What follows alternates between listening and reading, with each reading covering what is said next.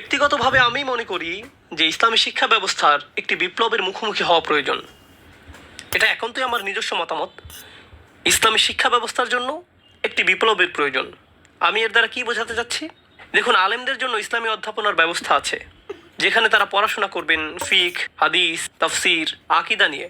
এগুলো সবই তারা চর্চা করবেন এবং এভাবে আপনিও একজন আলেম হবেন খুবই উচ্চতর একটি স্তরে। কিন্তু এর নিচেও একটি স্তর আছে, যেটা আসলে আমাদেরই তৈরি করা প্রয়োজন, যেটার বাস্তবে তেমন কোনো অস্তিত্ব নেই, এবং তাই আমাদের প্রয়োজন ইসলাম শেখার একটি স্তর তৈরি করা, শুধুমাত্র প্রতিদিন অনুশীলনের জন্য, প্রত্যেক জীবনে। আমি ফিক নিয়ে কথা বলছি না, আমি কথা বলছি বাবাদের জন্য উপদেশ নিয়ে, আমি কথা বলছি স্ত্রীদের জন্য উপদেশ নিয়ে।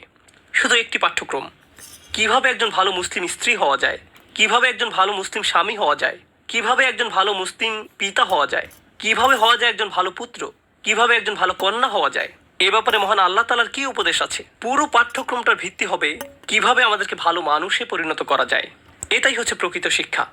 প্রকৃত শিক্ষা এটা না যে তুমি জানো কিভাবে C++ কাজ করতে হয়, আর তুমি মাইক্রোসফটের কিছু একটা সার্টিফাইড হয়েছো, এবং তুমি সিসকো সার্টিফাইড হয়েছো, আর এই সবগুলোর উপরে তোমার একটা অ্যাকাউন্টিং ডিগ্রি আছে, MBA ডিগ্রি আছে। এই সব কিছুরই মানে হলো তুমি টাকা উপার্জন করতে সক্ষম, কিন্তু তার মানে এই নয় যে তুমি শিক্ষিত। এটার মানে শুধু এই যে তুমি টাকা উপার্জন করতে সক্ষম। এই সব কিছুর মানে শুধু এতটুকুই। এগুলোর কোনোটাই তোমাকে একজন ভালো মানুষ হিসেবে গড়ে তুলবে না। আমি অনেক চিকিৎসকদের চিনি যারা মানুষ হিসেবে ভয়ঙ্কর। আমি অনেক প্রোগ্রামারদেরকে চিনি যারা মানুষ হিসেবে জঘন্য। এরা খুবই জাহিল প্রকৃতির। কিভাবে একজন স্বামী হতে হয় সেই ব্যাপারে এরা অজ্ঞ, কিভাবে একজন পিতা হতে হয় সেই ব্যাপারে এরা অজ্ঞ। তাহলে কি মূল্য তাদের শিক্ষার? এই সব কিছুই আসলে দক্ষ কর্মী তৈরির জন্য। আপনি শুধু কারখানার জন্য একজন দক্ষ কর্মী মাত্র। এই সব কিছুর মানে আসলে এটাই। ইসলামী শিক্ষা ব্যবস্থার বৈপ্লবিক পরিবর্তন আমাদেরকেই করতে হবে। সেক্ষেত্রে ইসলামী শিক্ষা ব্যবস্থাকে আমাদের তৈরি করতে হবে ভালো মানুষ গঠন করাকে কেন্দ্র করে। আদব, নির্দিষ্ট কিছু ক্ষেত্রের জন্য এখনই সাহায্য প্রয়োজন, আগে যেখানে সাহায্য দরকার ছিল না। আমি আগেই বলেছিলাম কি ঘটছে, ঘরের ভেতরকে লক্ষ্যবস্তু বানানো হচ্ছে। বেশিরভাগ মুসলিম পিতারাই এখন আর জানেন না একজন মুসলিম পিতা হবার মানে কি। এই ব্যাপারগুলো আগে স্বাভাবিকভাবে এসে পড়তো, এগুলো আগে এত কঠিন ছিল না আমাদের কাছে। কিন্তু এখন পৃথিবী বদলে যাওয়ার কারণে এবং আমাদের জীবনযাত্রা পরিবর্তনের কারণে আমাদের এগুলো পুনরায় শিখতে হচ্ছে। আমাদের অবশ্যই ফিরে আসতে হবে এবং আবার শুরু থেকে এগুলো সবই করতে হবে। বিশেষ করে কিভাবে বাচ্চাদের লালন পালন করতে হয়। এক সেট সিডি ছিল, আমার মনে হয় আপনারা অনলাইনে এর MP3 খুঁজে পাবেন। আমি চাই এখানকার সবাই সেগুলো শুনবেন। এগুলো আমার নয়, এগুলো তৈরি করেছেন এমন একজন ব্যক্তি আমি যার খুবই প্রশংসা করি, ভাই হিশাম আল আওয়াদি। হিশাম আল আওয়াদি, নবীর কাছে শিশুরা। এটা একটা সিরিজ। কি নাম? আবার নবীর কাছে শিশুরা এবং বিশ্বাসীদের মা। বিশ্বাসীদের মা, এই দুইটি সিরিজ আমি চাই প্রত্যেকে, বিশেষ করে এখানকার প্রত্যেক পিতা এবং পুরো পরিবারের উচিত উভয় সিরিজ শোনা। আপনাদের এই কাজটি করা খুবই খুবই গুরুত্বপূর্ণ।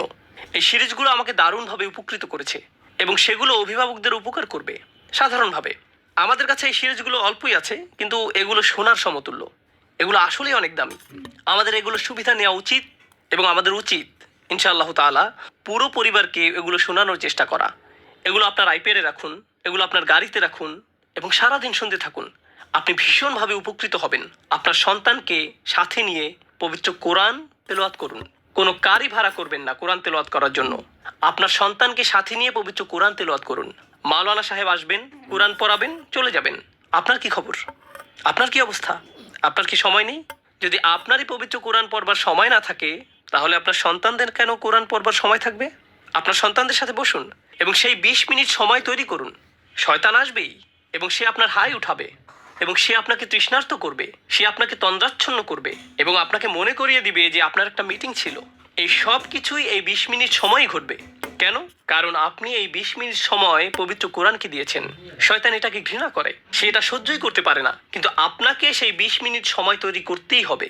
নিজের সাথে এই ব্যাপারে প্রতিজ্ঞা করুন, আপনার সন্তানদের সাথে প্রতিজ্ঞাবদ্ধ হন। দিনের একাংশে পুরো পরিবারকে নিয়ে আসুন, বলুন আমরা সবাই এখন বসবো এবং পবিত্র কোরআন তেলাওয়াত করব। পবিত্র কোরআনের ব্যাখ্যা শুনুন, অন্তত পবিত্র কোরআনের অনুবাদ শুনুন পরিবারের সবাই একসাথে। সেটা যদি আপনি 1 ঘন্টার জন্য করতে না পারেন, 10 মিনিটের জন্য করুন, ঠিক আছে? শুধুই শুনুন, অল্প একটু কোরআন, শুধু 10 মিনিটের জন্য। এটা কোরআন তেলাওয়াতের বাইরে তেলাওয়াত। আমি বলছিলাম কত মিনিট? 20 মিনিট। অনুবাদ শোনা, কিছু তাফসির, কিছু ব্যাখ্যা, কতক্ষণ? 10 মিনিট। তাহলে প্রতিদিন কতক্ষণ? 30 মিনিট। আপনি একটি পরিবার হিসেবে মহান আল্লাহ তাআলার জন্য কিছু করলেন। আমার মতামত মাগরিব আর ঈশায়ের মাঝামাঝি। এবং আমার মতামত, এখন আপনারা বলবেন বাচ্চাদের পরীক্ষা আছে, এখন মে মাস, সেমিস্টারটা শেষ হোক। ঠিক আছে, আমি মেনে নিচ্ছি। এই পুরো গ্রীষ্মকাল আপনি এটাই করবেন, প্রতিদিন 30 মিনিট। বলবেন না যে তাকে কোন প্রোগ্রামে ভর্তি করা